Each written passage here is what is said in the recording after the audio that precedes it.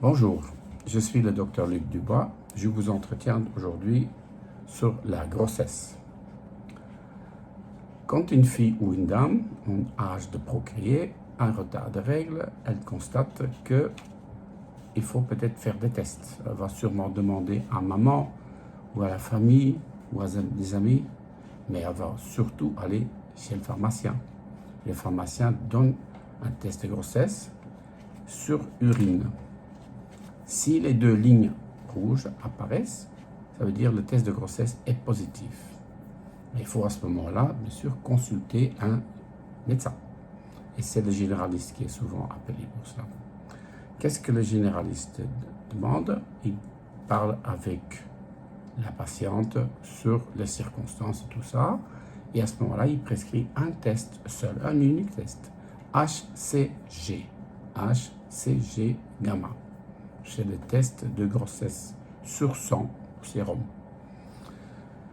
Le test peut être fait à jeun, il peut être fait sans être à jeun et donnera des résultats dans quelques heures.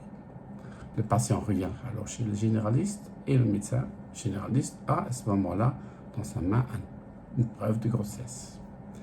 Il va demander d'autres tests à ce moment-là, de sang.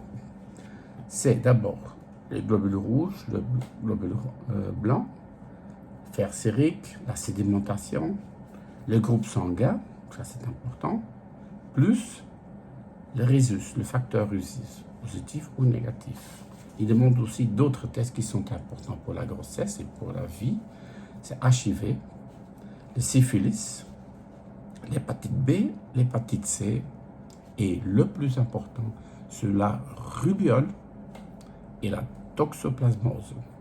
Ces deux tests sont importants alors que ce sont de petites maladies. Elles ont beaucoup d'importance pendant la grossesse. Et le médecin demande en même temps une échographie abdominale du ventre et il marque dessus grossesse. Il dit HCG gamma positif. Ça suffit pour le médecin radiologue. Il va délivrer rapidement une échographie dans laquelle on voit la présence d'un fœtus dans l'utérus, à moins que ça soit dans une autre place, mais ce n'est pas normal. Le plus normal, tout simplement, c'est dans l'utérus. Et à ce moment-là, il peut dire si le fœtus est vivant, parce qu'il voit déjà les battements du cœur.